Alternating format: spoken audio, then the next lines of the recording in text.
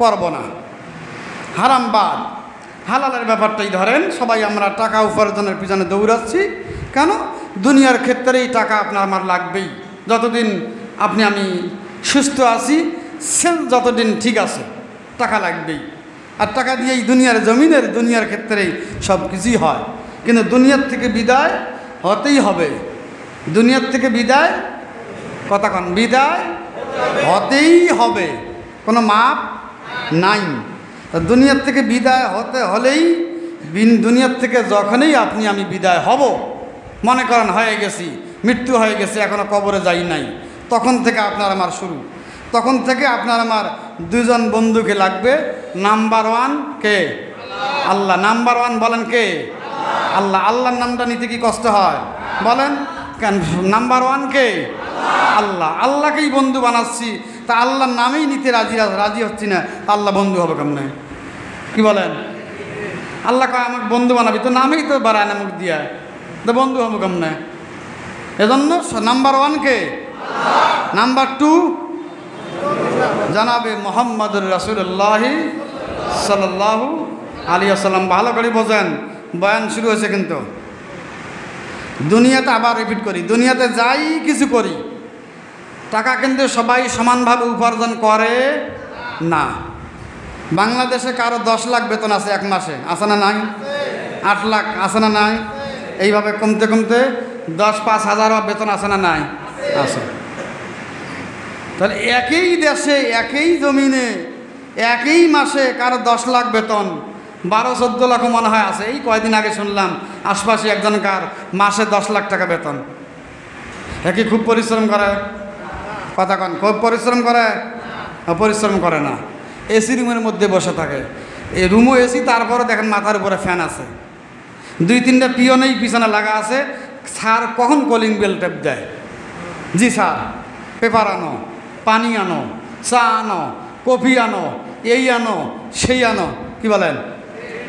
অথচ কিছুই করে না, বসে থাকে এসি রুমের ভিতরে, আবার ফ্যান সেট করা আছে। এরপর 2-3জন পিয়ন, পেপার আনার জন্য, পানি আনার জন্য, চেয়ার সোজা করার জন্য, সোফা সোজা করার জন্য, এই সোজা করার জন্য, সেই সোজা করার জন্য। বেতন কত? 10 লাখ।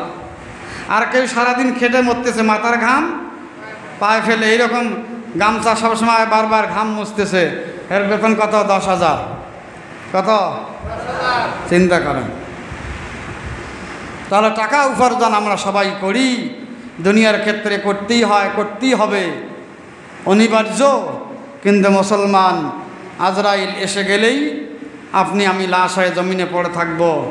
আপনি আমি 10 লাখ পাইলেই কি, 10,000 পাইলেই কি, ওই টাকার আপনার আমার কোনো কাজে লাগবে না। যা পাইছি, বউ বাচ্চা, আত্মীয় স্বজন, ভাগাভাগি, মারামারি, কাটাকাটি, খুনাখুনি, রেশারেশি, মন কালাকালি, আপনি আমি ওই খাটলির মধ্যে হইয়া চিন্তা করতেছি, কিরে কানস্কা, তাড়াতাড়ি সে যাপন করবি যদি ইমানের স্পিরিট বেশি থাকে, ইমানের বলে বলিয়ান হয়ে যেতে আপনি আমি দুনিয়ার জমিনে চলে থেকে থাকি, তাহলে আপনি আমি ওই খাটলির মধ্যে শুয়ে থেকে বলবো, কিরে কান্দস্কা, তাড়াতাড়ি সে দাফন করবি। কারণ হের তো বন্ধু আছে কয়জন? 2জন। নাম্বার ওয়ান, নাম্বার টু, কথা কন জোরে, নাম্বার টু মুহাম্মদুর রাসূলুল্লাহ সাল্লাল্লাহু আলাইহি ওয়াসাল্লাম। আল্লাহ এবং আল্লাহর রাসূল হের বন্ধু, আপনার আমার বন্ধু। আর আল্লাহ পাক যদি বন্ধু হয়, তার বন্ধু যদি বন্ধু হয়, কোনো টেনশন নাই, চিন্তা নাই, ভাবনা নাই। লা খাউফুন আলাইহিম ওয়ালা হুম ইয়াহজানুন। আল্লাহর কোরআনেই বলতেছে, দুনিয়া তো কোনো তোমার চিন্তা নাই, মৃত্যুর পরে চিন্তা নাই। ও খাটলিতে হইয়ে হইয়ে চিন্তা করতেছে, পাইলে হাতটা তুলে একটা থাপ্পড় মারবে, এরকম যদি খালি শক্তিটা থাকতো, যে তাড়াতাড়ি দাফন করস না, কে কান্দস কে? আর যদি আল্লাহ বন্ধু না হয়, তার বন্ধুকে বন্ধু বানাইতে না পারি, তাহলে খাটলির থেকে হইয়ে হইয়ে চিন্তা করে, কান বেশি করি, কান বেশি করি, কান আরও কান, একটু দেরি করি মাটি দে, একটু দেরি করি মাটি দে, কারণ আমার হালুয়া টাইট শুরু হয়ে গেছে। মৃত্যু হওয়ার থেকেই কি, যখন আজরাইল আসে তখন থেকেই হে বুঝতেছে যে আমার খবর কোথায়। কি বলেন? আজরাইল যখন চলে আসে, তখন থেকে প্রত্যেকটা মানুষই বুঝতে পারে তার অবস্থা কোথায়, জান্নাত না জাহান্নাম। ও মুসলমান, সেজন্য বলতেছিলাম দুনিয়ার জমিনে আপনি আমি যতদিন থাকবো দুইটা টার্গেট। নাম্বার 1 আল্লাহকে বন্ধু বানানো, নাম্বার 2 তার বন্ধুকে বানানো। তার মানে মোহাম্মদুর রাসূলুল্লাহ সাল্লাল্লাহু আলাইহি ওয়াসাল্লামকে বন্ধু বানানোই আপনার আমার টার্গেট। এই দুইজন যদি বন্ধু হয়ে যায়, আল্লাহ পাক রব্বুল আলামিন বলেন লা খাউফুন আলাইহিম ওয়ালা হুম ইয়াহজানুন। তোমার জন্য দুনিয়াতেও চিন্তা নাই, মৃত্যুর পরেও কবরের জগতেও চিন্তা নাই। আর জোরে কন্যা সুবহানাল্লাহ। বন্ধু বানাবো, সুবহানাল্লাহ বাড়ায় না, বন্ধু বানাইব। গরম কি কাইতে হয়ে গেছেন নাকি? কন্যা কাইতেছেন? আশ্চর্য কথা, এখানেই যদি কায়দ হয়ে যান না হাসরের ময়দানে। কোরআন কি বিশ্বাস হয় আপনাদের? হাদিস আল্লাহ আছে বিশ্বাস হয় না?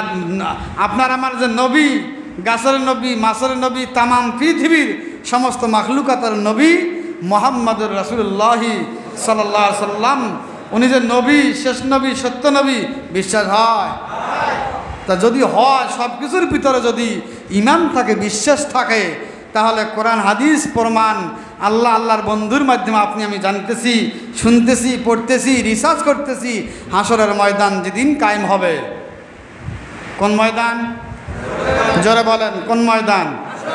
আমি মাঝে মাঝে আপনাদেরকে বলাচ্ছি এই কারণে, মসজিদে আসলে অনেকে ঘুমায়, এ যেন ঘুমের টাইম সুযোগ যেন না পায়, মাথা গুঁজে দিয়ে ঘুমের জন্য সুযোগ না পায়। হে বলবে কি রে এত হুজুর পেশাল পারে, একাই করলে কি হয়, আমি একটু ঘুমাই। আশ্চর্য কথা, তুই নামাজ পড়তে আছে ঘুমাবি মানে? ঘুমালে উজু যায়, তো এই উজু ছাড়া নামাজ পড়ে মসজিদে বাইরে হয়ে গেলে শয়তানকে কি খাওয়া? খুব তো নামাজ পড়লি, তোর নামাজ হয়েছে? হুজুর বয়ান করতেছে, তুই তো ঘুমাইছিলি, উজু তো নাই, তো এই নামাজ দিয়ে কাম বাজছে। আল্লাহ বন্ধু হবো কি, নবী বন্ধু হবো কি, উল্টে আরো শত্রু। কথা কন, আরো ধরে কন না, ঠিক না বেঠে?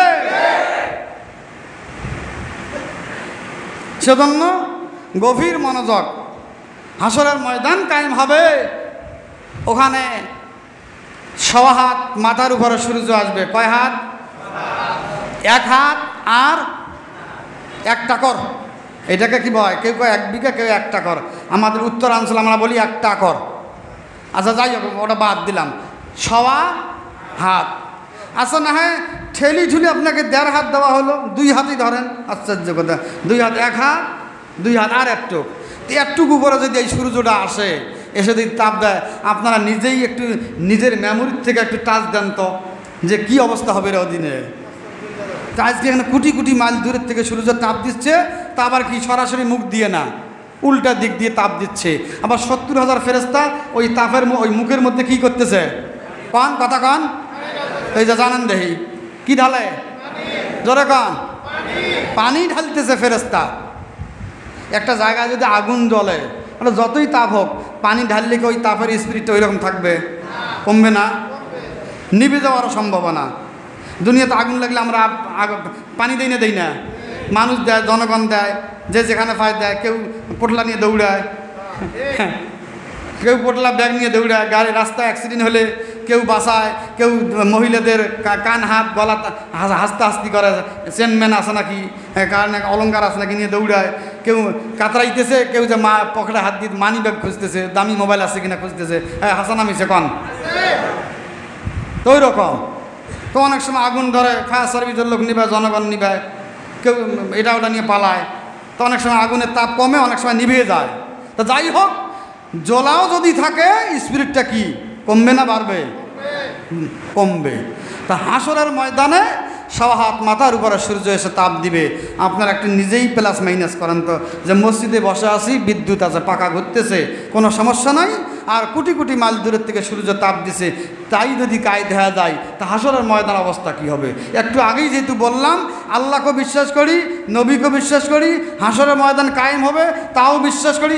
সবই বিশ্বাস করলে হাসরের ময়দানে 1.25 হাত মাথার উপরে সূর্য এসে তাপ দিবে, ওটাও বিশ্বাস করি। যদি বিশ্বাস করি, তাহলে বুঝতে হবে যে ওখানে অবস্থাটা কি পরিমাণ হবে। আপনারা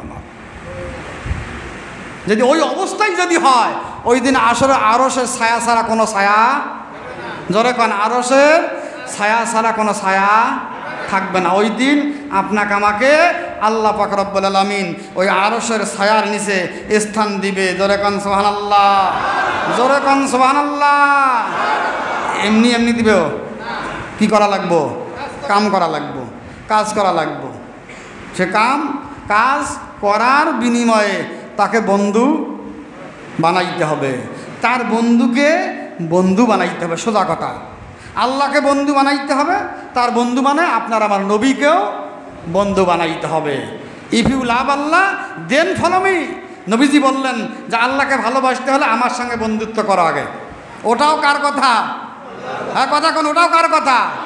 আল্লাহ বন্ধুর মাধ্যমে দুনিয়ার মানুষদেরকে জানাচ্ছেন if you love Allah then follow me. নবী বলতেছেন তোমরা কি আল্লাহকে ভালোবাসতেছে? আমাদেরকে বলতেছে, আমাদেরকে, পুরা দুনিয়ার মানুষদেরকে বলতেছে। আল্লাহই বলাচ্ছেন, ওটাও আল্লাহর কথা। বন্ধু নবীজি বলতেছেন তোমরা কি আল্লাহকে ভালোবাসতেছ?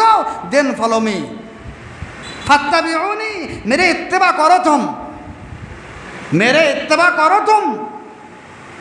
अगर तुमने अल्लाह ताला को मोहब्बत करना चाहते हो तो मेरी इत्तबा करो तुम। देन फॉलो मी, আমার ইত্তেবা, আমার অনুসরণ অনুকরণ করো, আমাকে বন্ধুতে রূপান্তরিত করো। নবীজি সাল্লাল্লাহু আলাইহি ওয়াসাল্লাম বলতেছেন যদি আমি নবী তোমাদের বন্ধু হয়ে যাই তাহলে আল্লাহ, কথা কয় না, আল্লাহ আমাদের বন্ধু হয়ে যাবে। আর আল্লাহ রাসূল আপনার আমার বন্ধু হয়ে গেলেই লা খাউফুন আলাইহিম ওয়ালা হুম ইয়াহজানুন। দুনিয়াতে টেনশন নাই, আখিরাতে টেনশন নাই, দুনিয়ার জগতে টেনশন নাই, কবরের জগতের টেনশন নাই। আপনার আমার মৌত হওয়া দেরি, দুনিয়ার মানুষ কান্দুক আর হাসুক দেখার টাইম নাই। আপনাকে আমাকে নেওয়ার জন্য সাদর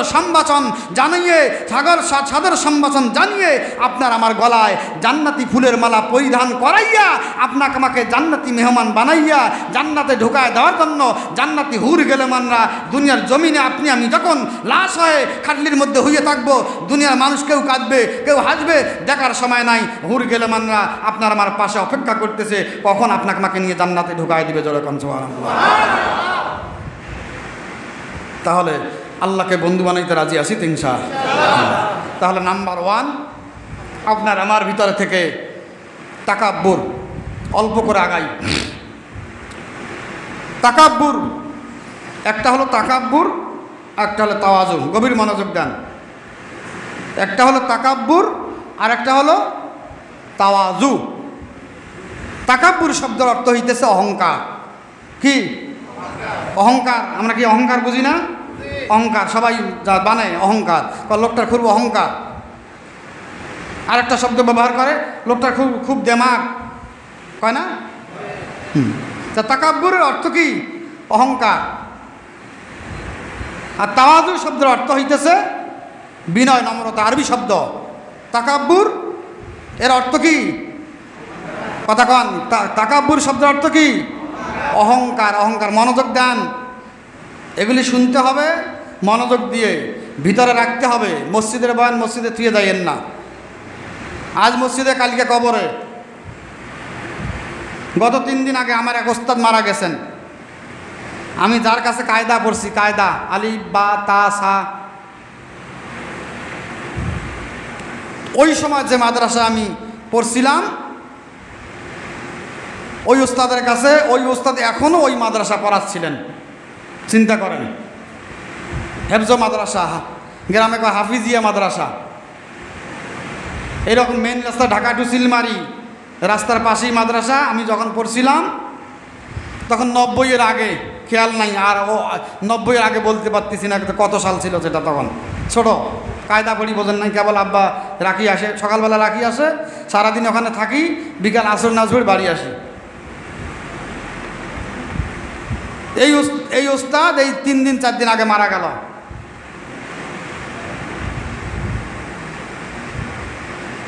দুপুরের আগে নিজের পুকুরে মাছ মারছে।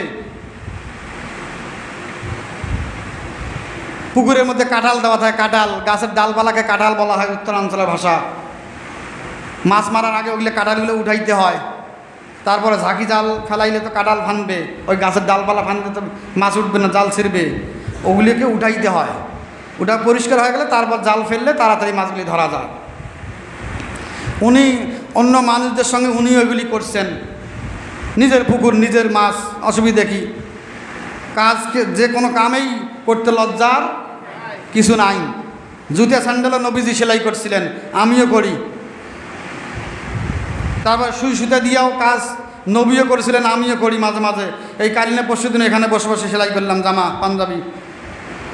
নিজের কাজ সেটা যতই ছোট হোক না কেন, আপনি আরও আনন্দ চিত্তে করবেন, আরও 10 জন মানুষকে দেখাবেন যে এই যে করতেছি, তুই এখান থেকে শেখ। এটা নবী করছিলেন, আমি নবীর সুন্নত পালন করার খাতিরে করতেছি, নবীর সুন্নত পালন করার উদ্দেশ্যে করতেছি। আপনার আমার দেখেছেন আর 10 জন মানুষ শেখে। এই নিয়ত যদি আপনার আমার থাকে, সে পালন করুক আর না করুক, আপনার আমার সুন্নত পালন করার বেনিফিট আপনার আমার আমল নামায় ঢুকতেছে। আর গলা কাটা 70 গলা কাটা শহীদের সমপরিমাণ সওয়াব আপনার আমার আমল নামায় ঢুকতেছে। জোরে কোন সুবহানাল্লাহ, জোরে কোন সুবহানাল্লাহ। আমার বন্ধুগণ, বলতেছিলাম মাছ মারা হয়ে গেছে, তারপরে নামাজের সময় মাছগুলি স্ত্রীর হাতে পাঠিয়ে দিছে। গাও গোসল করে, ওদিকে রান্না হচ্ছে, এদিকে আজানের প্রস্তুতি, আজান হচ্ছে। তার মানে নামাজ পড়ার জন্য প্রস্তুতি গ্রহণ করতেছেন। নামাজের সময় হয়ে গেছে, নামাজ পড়া কমপ্লিট, ওদিকে রান্না কমপ্লিট। স্ত্রীর নামাজ পড়া হয়ে গেলে খাবারের ব্যবস্থা, খাবার খেতে বসছেন, খাবার খাইতেছেন। শরীর যেন কেমন লাগে, মাঝে মাঝে যেমন হয় না? ভালো মানুষ কই কেবল গেল, কেবল সালাম দিয়ে গেল। আমি ঘরের থেকে এই রুমের কথা বলতেছি, বাইরের থেকে ঘরে ঢুকতেছি। আল্লাহর বান্দা আব্দুর রহমান মৌসাকের বনলতায় কাজ করতেন, লালমনিরহাট বাড়ি। আব্দুর রহমান অনেকে চেনে। উনি যত দূরেই থাকুক না কেন, উনি যাইতে একবার সালাম, আসতে যদি দেখতেন সালাম না দিয়ে উনি যাইতেন না। ওই দিনে সালাম, ওখান থেকে সালাম, সালাম দিয়ে চলে গেল। কিছুক্ষণ পর একজন বলতে যে হুজুর আব্দুর রহমান মারা গেছে। কোন আব্দুর রহমান? বনলতার। কি কন, কেবল সালাম দিয়ে গেল। আশ্চর্য কথা, কেবল সালাম দেখার একটু পরে সালাম দেখার সময় নাই রে মুসলমান। আজরাইল আলাইহিস সালাতু ওয়াস সালাম যখন আল্লাহর কাছ থেকে অর্ডার পেয়ে যাবেন, হুকুম পেয়ে যাবেন, 1 সেকেন্ড কিন্তু আপনাকে আমাকে সময় দেওয়া হবে না। নিমিষের মধ্যেই আইনামা তাকুনু ইদরিকুমুল মাউতু ওয়ালাউ কুনতুম ফি বুরুজিম মুশাইয়াদা, দুনিয়ার যে কোনো প্রান্তে আপনি আমি থাকি না কেন, 1 সেকেন্ড আপনাকে আমাকে আজরাইল সময় দিবে না। হুকুম হওয়ার সঙ্গে সঙ্গেই আপনাকে আমাকে আজরাইল পাকড়াও করবে। জোরে কোন সুবহানাল্লাহ। আমার বন্ধুগণ, খানা খেতে বসে গেছেন, শরীরটা যেন কেমন করে, শরীরটা যেন খারাপ লাগতেছে। তাড়াতাড়ি করে খানা খাওয়া শেষ করেছেন, হাত ধুয়ে খানার থেকে ফাড়া হয়ে গেছেন। নামাজ তো হয়েই গেছে। আমাদের অনেকেরই অভ্যাস, যারা দুপুরের নামাজের পরে খানা পিনার পরে একটু ফুরসত থাকি, একটু অবসর থাকি, একটু কাম কাজ থেকে বিরত থাকি, ফাঁকা থাকি, তারা অবশ্যই অনেক মানুষের অভ্যাস একটু বিছানায় শুই। কথা কন না, বিছনায় শুই না। ওনার এমনিতেই শরীরটা খারাপ লাগতেছে, খানা পিনার থেকে ফাড়ে ভয় বিছনায় শোয়া। দেরি আল্লাহর সান্নিধ্যে চলে যাইতে বিলম্ব হয় না। আল্লাহর সান্নিধ্যে চলে যেতে বিলম্ব হয় নাই রে মুসলমান।